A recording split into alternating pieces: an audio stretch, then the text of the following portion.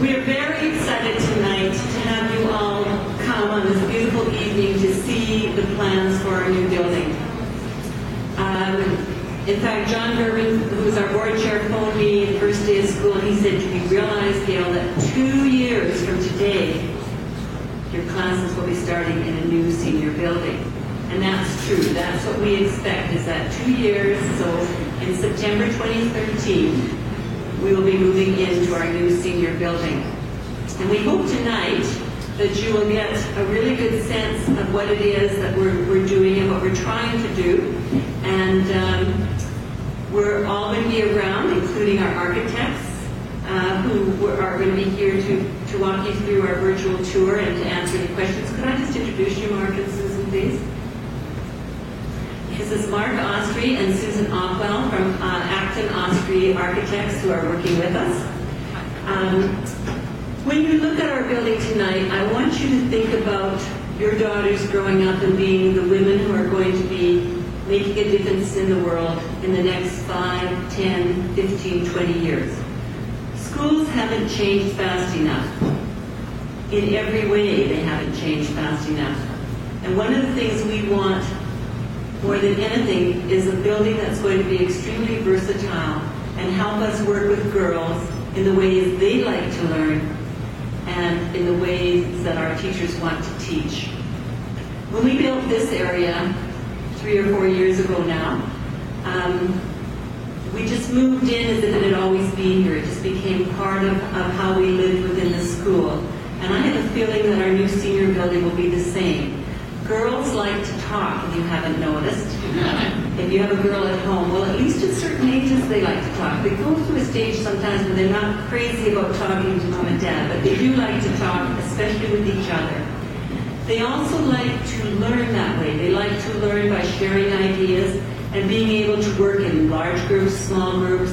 And what we want the school to offer them is rooms that are totally flexible. If the teacher feels it's time for a lecture, the girls will be able to sit in an organized way and listen.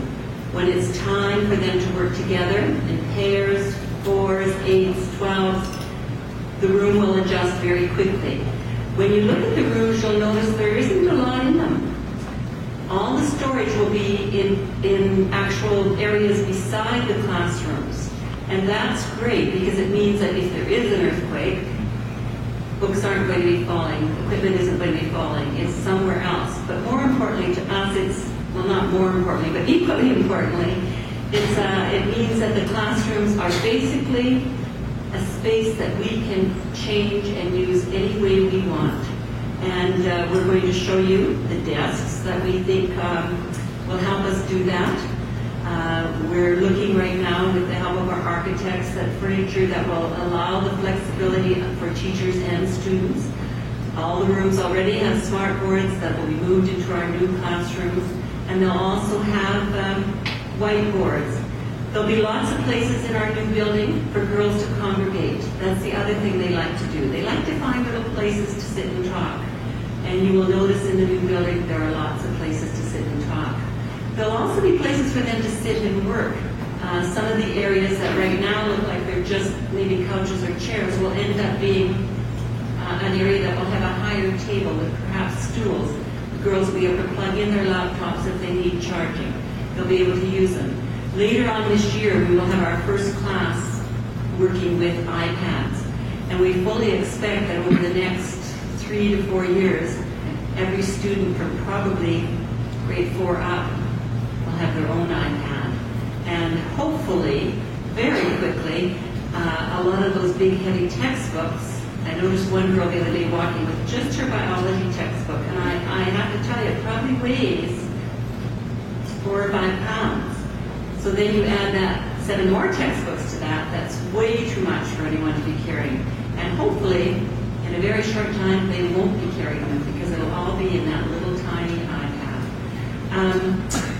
I'm going to turn the mic over now to Mike Hudson. Mike is the chair of our L2G2 committee. He and his wife Lisa, where's Lisa? There she is in the pink, have been major contributors and helpers to our school, and we thank them so much. But most important, primarily, Mike, we thank you for your time. This is a big, big job he has taken on for us to raise the money. And I want to tell you, it'll be on our website with frequently asked questions, but I just wanted to say to you that when we built this particular part of the school, it cost a great deal of money, in fact, about $18.5 million. That was way more than we thought it was going to cost us. Nevertheless, it's been paid off now for over a year. At the same time we did that, we also bought our little school for $4.5 million. And I think Monsoon told me the other day that she's hoping by June or January we will have it paid off. At the same time, we are able to take some of the money that was pledged to this building, and it's being set aside for our new project. So that's because of you and past parents, alumni, new parents, current parents. It makes such a difference, and we thank you. Your daughters will thank you. These classrooms will have temperatures that are comfortable, seating that's comfortable, space to move around. It's going to be the best school in the city. So thank you very much. And here's Mike. Thank you, Gail. Good evening, everybody. Thanks for coming out on a beautiful Saturday night, a warm Saturday night. Very appreciative. I know my committee is thrilled to see the commitment from everybody here, and the interest, I guess, from everybody here means a lot to the committee.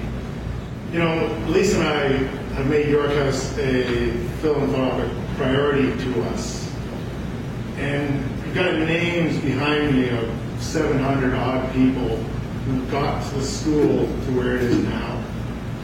We fully believe that it's part of our duty, really, if you're capable, to continue to evolve the school. We know this is the missing part in the school. It's obvious that we need a new senior school.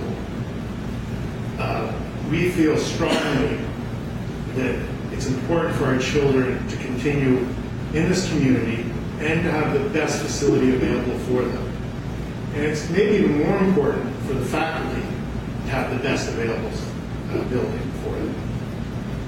We think that York House strives to create or to nurture a child that is mature, understands diversity, is an individual that needs different things. Not every child is the same, obviously. They all need something else. And we believe strongly, Lisa and I do, that York House provides that. So I'm asking you tonight, if you can, financially or through volunteering, any way possible, we need to get this project done. We're proud of where we are, but there's more work to be done. And if you can do it, we'd love to talk to you. And thank you for coming.